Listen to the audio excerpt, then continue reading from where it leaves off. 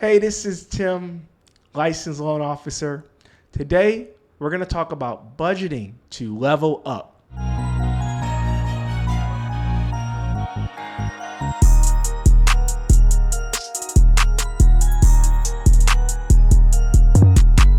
I'm going to show you in this video how to use budgeting to help you accomplish your goals.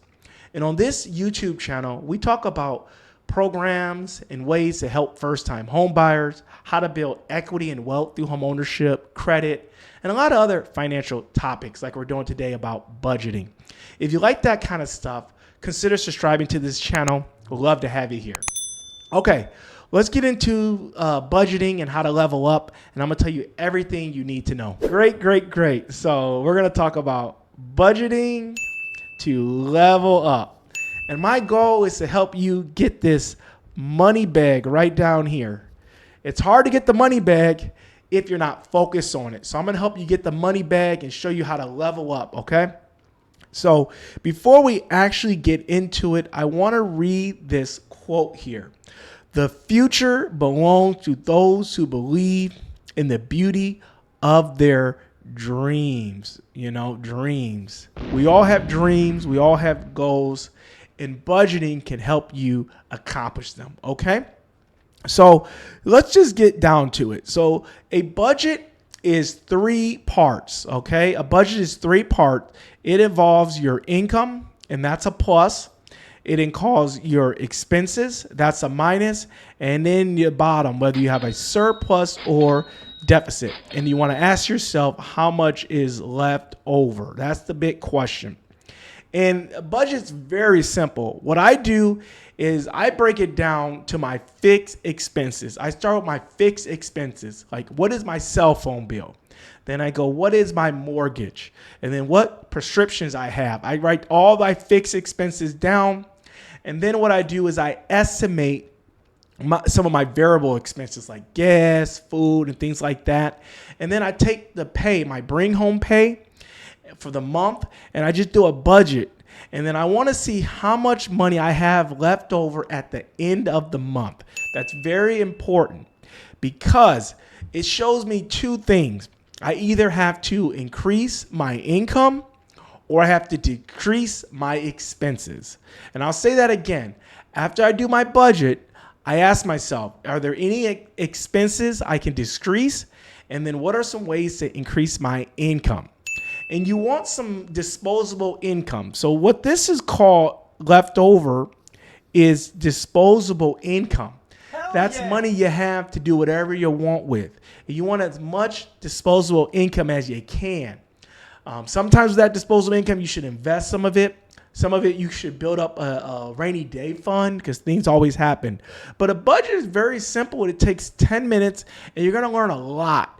When you start looking at some of your credit card statements, your bank statements, because I have to use all that because I want to look at every penny and kind of get an idea. Now, some credit cards do break it down for you and let you know like what categories, but it's important. So spend 10, 15 minutes to analyze your expenses, see what your income is, and see, well, what do you need to do? So a lot of people don't do that, and they just go through life spending, and they don't have no idea. They don't know their numbers. And when you don't know your numbers, it's hard to make big decisions like, should I buy a car? Should I buy this house? Can I afford it? Because you don't know your numbers. So you want to know your numbers. Let's get into the next one. And I want you to rethink budget, okay?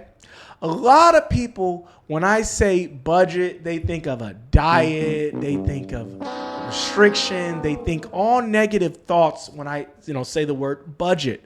But a budget is very, very important. A budget's going to allow you to create cash flow. A budget's going to allow you to have savings.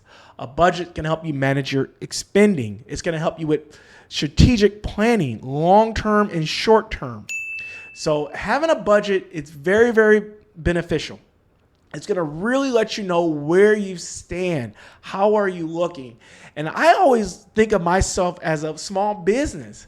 I'm a business. What does a business want? A business wants sales. They want as much sales as possible. What else does a business want? They want lower expenses. So sometimes I look at things and go, wow, my internet bill is $60. Maybe it's time to switch over to the other company to get that promotion. So just have an idea. And like I said, maybe look at some bank statements, look at your credit card statements, look at some of your bills and really get an idea. But once you can get your spending under control, because what you're gonna find out is that some people make a lot of money and they're not good with their money. And some people don't make enough money. But how do you know that unless you do a budget and find out? So face the truth, face the reality, see where you are, and then make appropriate steps to get where you want to be. And you can use a budget for the following goals. So, and there's more you can use a budget for, but these are some of the things that I wrote down that came at the top of my head. You can use a budget to help you increase your income. Now, there's two main ways you can increase your income. Either you can work at your current job with more hours or get a promotion, or you can do a side gig or a whole new career. But if you do a budget and you realize that you're just not making enough money, your expenses look right, then you want to set a goal to your income, and then you want to take steps to get there. Another goal would be credit. So you can use a budget to help you pay down debt to improve your credit. Same thing with debt here, a debt goal. So you use a budget, write down all your debt, and decide how much you want to put towards it, maybe a little extra. Another big one is a saving goal. Now, there's savings for a rainy day, and then there's savings for long-term, like investment, like you're going to retire. Or you just have a savings account and a couple of stocks. Stocks are great investments, so it doesn't have to be long-term. You could put investment with Robinhood and there's some other apps, or you can invest in stocks and bonds or CDs. And then long-term goals. Some people don't think long-term, but if you keep living, you're going to be there, okay? So long-term goals. Your family goals. Is it a bigger house for your family? Is it to send your kids to college? I mean, what is your goals for family? Do you want to move to a warmer state or a beach house or a second home? Your health goals. So health is very important. You may budget a gym or budget to visit the chiropractor. So having a budget just allows you to accomplish goals. My health goal is just keep losing weight. Keep losing weight, okay?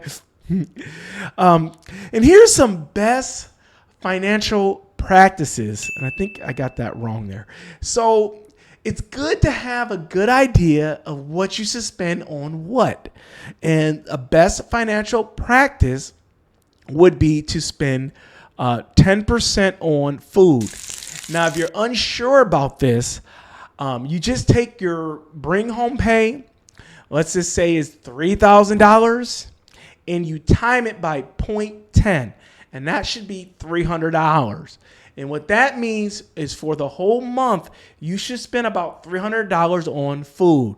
Now, this can vary on state. It can vary whether you're eating out more. But generally speaking, 10% should go to food. And then 5% for entertainment. That's like tickets, concerts. And I have a story to tell you about this. So I'm a big Detroit Lions fan, a football fan in Detroit, Michigan. And the tickets are like $230 plus some fees and taxes. So 2 tickets will be roughly $500. I did the math, and the way you can do the math is you take $500 and then you would divide that by your bring home pay. And that percentage, I think, was like 25%. So it was way more than entertainment. That you're only supposed to spend 5%, but recommend it, and 25%. So I said, hey, can I sell something? Maybe I get my wife to buy a ticket. Even with my wife buying a ticket, it's still like 10% of my income. But my income's down this year, because of the mortgage rates and everything like that. But you can make And I tell you that because now you can decide if it's a good financial choice or not. Everything you buy is a financial choice. If you decide to go spend $300 on Beyonce tickets, that's a financial choice. So if you can just know your numbers and do some quick math, you can quickly decide if this is a good financial decision and do you really need it. Another thing, if I do decide to spend $500 on some Detroit Lions tickets for 3 hours, I'm going to find a way to cut some other expenses because I have a budget and I have to stick to it, okay? On clothing, this is another big one. 4% of your income should be spent on clothes. Now, some month you don't buy shoes. Some month you don't spend money on clothes. So that money should be roll over a little bit. So if you really want to buy some brand new Jordans or some Gucci, whatever, Louis Vuitton, you should budget for it each month. So many people just spend money and don't know where it's going, and they wonder why they're paycheck to paycheck. And then sometimes, unfortunately, people do lose their job. People do get divorced. People do get sick and on disability. And my heart goes out to those people. But generally speaking, some people are just not managing their money. So 4% on clothes. Here's another one. 20% on a car. And this should really be lower. 20% is just to recommend it. You want these as low as possible, but it's recommended that you should spend 20% of your income on transportation or a car. And then for housing is 30% of your income. And we call that front debt to income. Now, different loan programs like to go higher, but these are best recommended practices, okay? 30% of your income should go on housing. And again, you could just take 0.30, time it by your bring home pay, and see if you're paying too much for rent. But again, housing is an issue. Depending on where you live, it can be really pricey. And then it's best to have 3 to 6 months of your expenses right here. That's called savings there. And that's so important to have that 3 to 6 months. I mean, this is very important to have that because, as you know, things happen. Unexpected bills happen. And if you don't have your 3 to 6 months saved, then you run the risk of having to borrow from a friend or family or use a credit card and pay interest, a payday loan, which is predatory lending. So it's so important. The first thing you really want to do is build up your rainy day fund and get that taken care of. And that's another thing the budget is going to do. When you do your budget, you're going to know how much your fixed expenses are. And then you can say, okay, so I take my fixed expenses and time it by 3 or find it by 6. So if you're very conservative, if you really don't like taking any risks, do 6 months. But if you feel like you can swing it a little bit, you're in a hot career, you do 3 months. But doing your budget will allow you to know how much money you need saved just in case something happens, okay? And then I want to talk a little bit about know your numbers here. And what I did here is I took a spreadsheet. Can you see this here? Is this okay? Can you see this? Okay, there you can see it now. Okay, so what I did, I just took an Excel spreadsheet and just put in, $5,000. Just put it in there, just to give you an idea of the numbers. And with $5,000, and this is bring home. Bring home is after taxes, after everything. So you bring home $5,000 a month. You should spend $500 or less. Man, why this pen never works? This pen never works. Or, I'm about to take this tablet back. So you should spend $500 or less on all these right here. All these.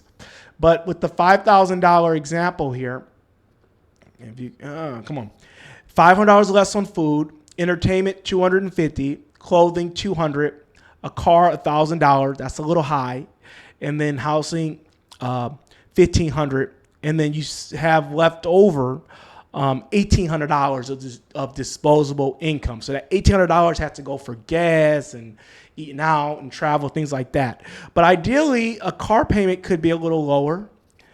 Clothes doesn't have to be $200 a month. And then housing might be a little bit cheaper depending on your area. So let's look at another example here, okay? So another example, this one's a little bit tighter, as you can see here. The monthly income's only $3,000, as you can see here. And then again, food is $300 or less. Entertainment $150, clothing $100, a car $600. That seems about right. And then housing $900. Now, sometimes you'll have a $300 car payment and a $1,200 housing payment. That's okay. But it's good to have this. And as you see, the total, hypothetical fixed expenses come up to $1,920, and they have about $1,100 of disposable income. So these are just examples just to give you an idea and help you make financial decisions. So when you go out looking for a car, it could help you say, hey, what's the kind of car payment you can afford?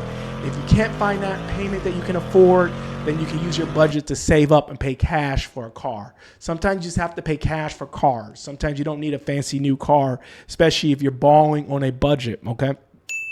And then I did a monthly income here of $10,000. Cha-ching, cha-ching. And with that, can afford $1,000 on food or less, $500 on entertainment, $400 on clothes, $2,000 car payment, and a $3,000 in housing.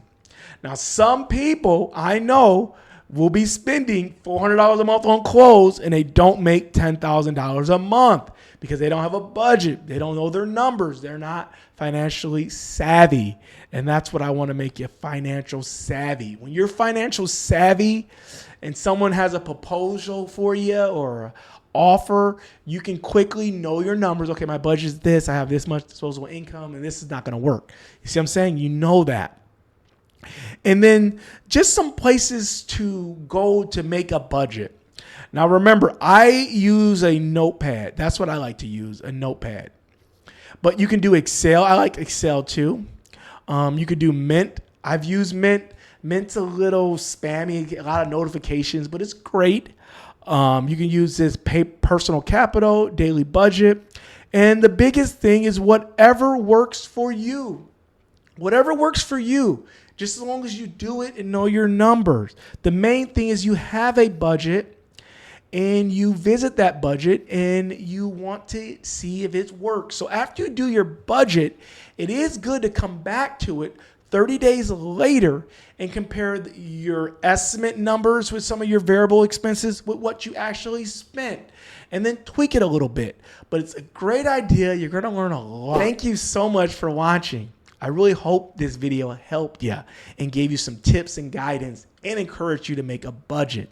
Now, watch out for future videos. I plan to make some videos on how to increase your income, some videos on how to decrease expenses, and really help you level up. But we're out of time on this video. So thanks so much for watching. And again, I'll see you again on the next video. Thanks.